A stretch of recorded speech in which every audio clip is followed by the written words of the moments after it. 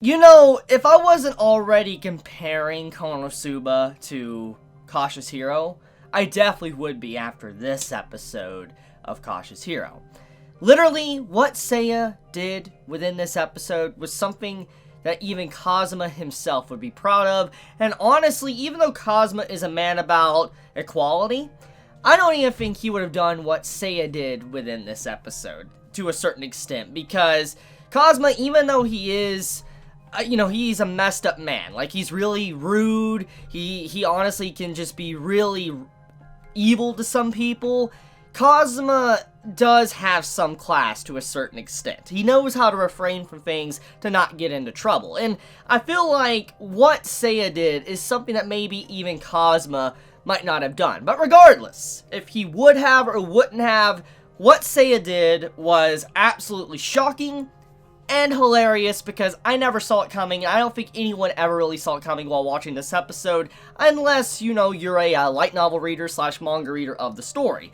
But to get right into it though, I do like how that comedy scene was used to kind of relay what Seiya is feeling and how the emotions from the previous episode has not went away. And basically what I'm trying to get at is at the final moments of last week's episode, Seiya stated to himself and to Rista that everything's gonna be okay. Everything will work out, basically. And the way he said that was just so unlike him, and as I said, was like a completely different side of his personality we have never seen to this very point of the story.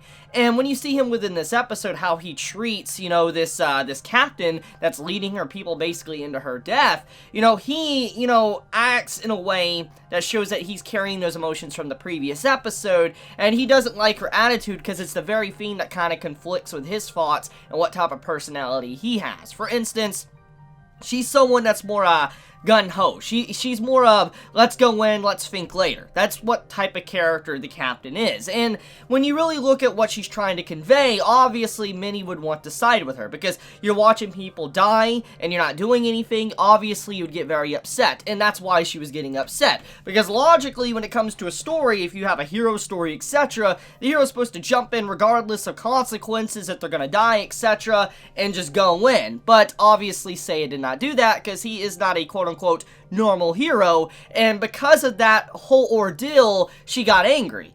And her personality is very similar to what you would get from a traditional MC that is a hero, while Seiya is someone that you would look from the outside that might be just a straight up bad person or a coward in a way, but he really isn't, because we've gotten to see his personality throughout the story's progression. But the big point I want to kind of get across is that the whole scene with Seiya getting angry with her was because she was acting in the very way that he doesn't want to act like. For instance, she's the complete opposite of him, which is even stated. She's just like the exact opposite, where she doesn't think, she doesn't plan out, she isn't cautious, she just goes in and she tries to blame others for people's deaths instead of like putting it on her own shoulders. And that's kind of what Seiya has been trying to deal with since the very beginning. Basically, he knows if he dies, everything is over. The world is going to be over. It's going to end. And so that is why he truly takes precaution.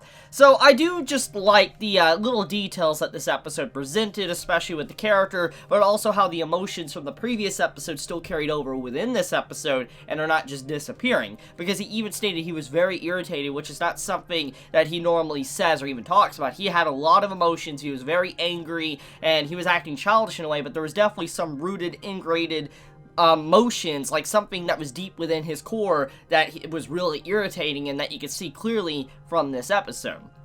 But okay, enough of that for a second. Let's talk about the training to just what's going to happen next, etc. So Seiya, he is going to be once again training in the Divine Realm because obviously it's the smartest idea. Since time goes slower in the Divine Realm, I mean, why not use it? I mean, it makes perfect sense. And then honestly, if it wasn't for the Divine Realm, Seiya would have probably have lost a long time ago. I've already talked about this clearly in my last episode review, because when you see how he went up against like the Dragon queen or whatever, you know, he barely won that. If he wasn't perfectly prepared, he would have lost, and, you know, someone would have died, he may have died, whoever. So, we know for a fact that his training is definitely worth it, and him being overcautious is definitely saving them in the end. So, I do feel like, yes, he does need to train. It's very clear that he does need to train, especially if he struggled so much against someone that can't even fight the Demon King's forces. So this new guy that's introduced, Beelzebub and all that, which is obviously a reference to, like, the Lord of the Flies,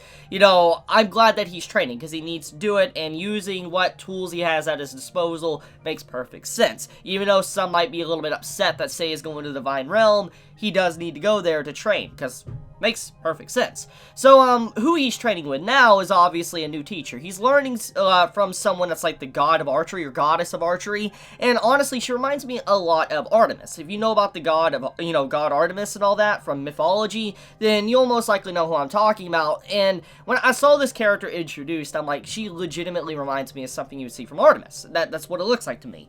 And I don't know if that's necessarily the reference that Cautious Hero is trying to make or not, but it's clear that, you know, just the way her depiction is, the way she fights, etc., just overall the way she acts, it reminds me of Artemis. Now, one of the things I do want to point out, though, is at the end of the episode, she eats an apple, or in this case, she actually licks an apple, and it just seems like she's very thirsty. And I don't really know how to feel about that final sequence of the episode, because it's not really clarified at all. We're just left on a cliffhanger. Now, personally, I believe it's not going to be anything major for Seiya. I don't think he's going to be in any danger. I do think, however, it's going to lead to a comedic situation, because when you think about everything that's happened prior to this episode, every time he comes to the Divine Realm, every single god or goddess that Seiya interacts with usually is messed up psychologically in a way. When you look at the person he trained with, the guy that was like the god of the sword, the divine sword or whatever, he messed him up to where he wanted to throw away his blade. When you look at the one that had the eternal sword or whatever, you know, he basically made her fall in love with him and become a yandere. And so when you see the girl within this episode, most likely she's just very thirsty and wants Seiya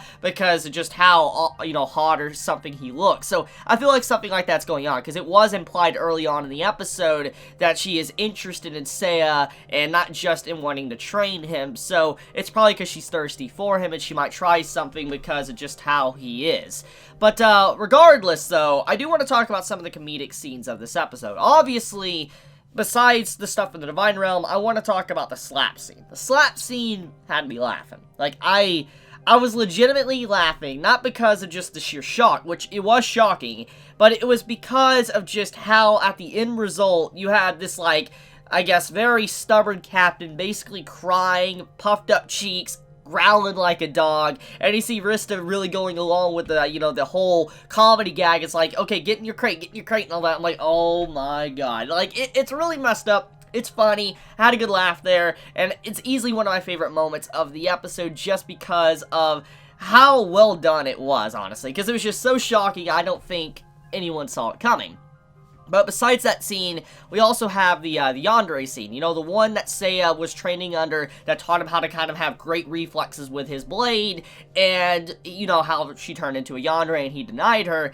You know, it's obvious that that little plot point needed to be clarified. We need to see where that was going to go, and she was obviously very angry for good reason. I mean, what Seiya did to her was not right, by any means, and we get to kind of see Seiya from a different POV for the first time within this episode that we don't normally get to see. What I mean is that when we normally come to the Divine Realm, Seiya's entire training, etc. is very mysterious. I don't know if the light novel showed it in depth in, you know, the books or whatever, but at least in the anime, when it comes to Seiya's training, we don't really get to see what happens. We're usually following Rista within the Divine Realm, and Seiya, you know, is having time skips here and there, and we see him slowly progressing behind the scenes. And I feel like this is the first true time we've seen throughout the anime Seiya, what he does while he is training, or how he acts, or how quick he is to pick up on things. For instance, to the magic bow, to, you know, how he treats, you know, the goddess that loves him. You know, it's just clear that we got to see a first-hand experience on why some people are really affected by Seiya